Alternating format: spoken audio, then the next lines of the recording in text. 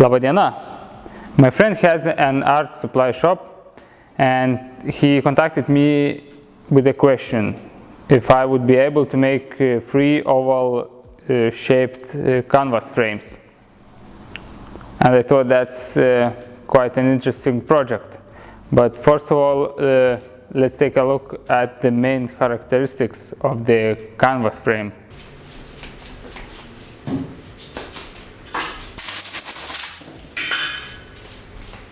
So, first of all, it has to be lightweight. Secondly, as you can see, there's a gap in between the canvas and the frame.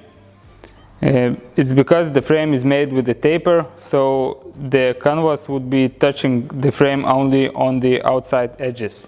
And the third point is loose corners. It's without any glue, so you can drive a few edges, open up the corner and tension the canvas. And if the frame gets bigger, you have to make some stretchers so the frame wouldn't distort. And those stretchers also have to be apart from the canvas. So in my case, I will have to exclude only one feature. It's the loose corner, because like I said, I will have to make an oval shaped frames, but all the rest of the features I will incorporate into the build. Yeah, and CNC would help a lot in this case, but I don't have one, so we will go the old school way.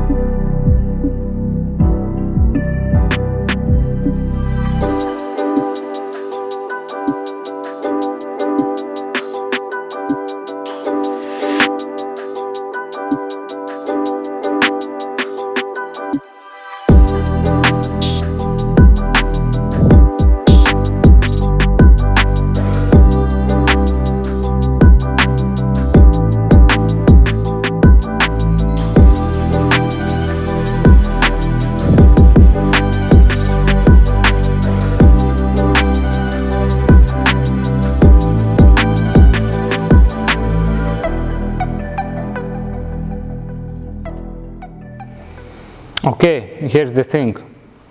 I decided to make the frame out of 2 sheets of plywood, and this thinner one I will use to form the bevel I talked about earlier, and the thicker one I will use to stiffen the structure. But the problem was that I didn't have a full sheet of thicker plywood, so I combined 3 pieces and screwed it from the back side, making sure that I wouldn't hit the screw with the router bit. But I think I could have done everything from the top. Anyhow, the main part is this contraption. I think I found it on the Easy's channel, and I can't fully understand how it works, but I can explain how to use it. So I have to make 3 ellipses.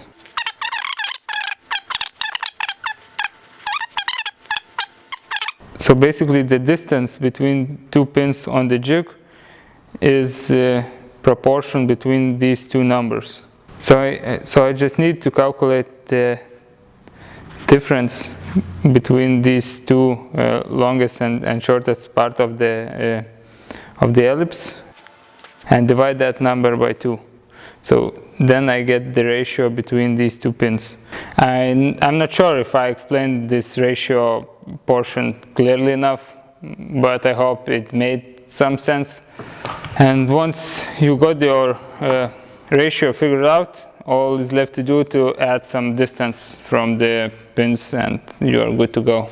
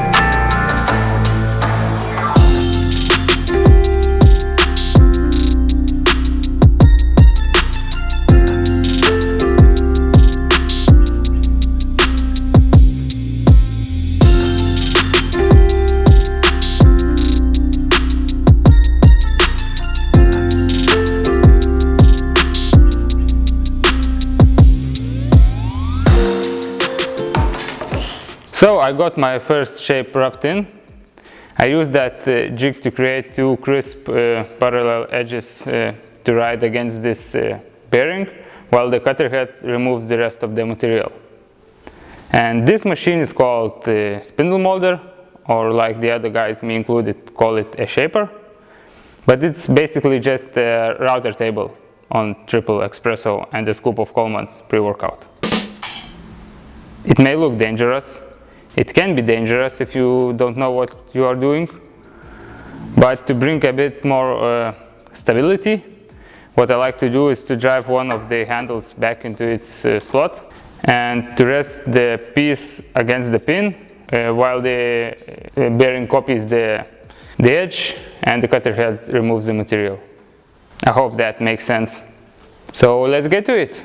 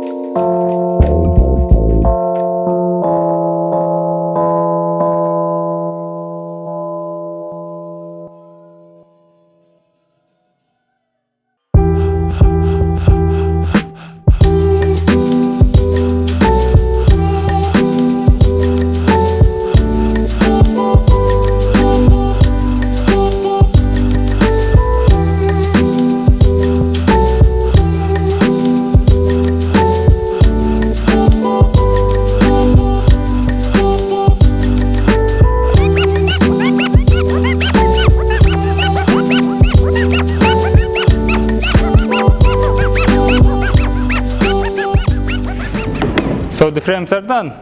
I had to add 2 stretchers to stiffen this one up. So even though these may not look like the prettiest frames ever made, but they are lightweight, they are sturdy, and most importantly, they are functional. And that's what matters in this project. And once they will get just up in the canvas, they will look just fine. Anyhow, my friend is coming to pick these up, so that's it from me. Thank you for watching, and see you soon.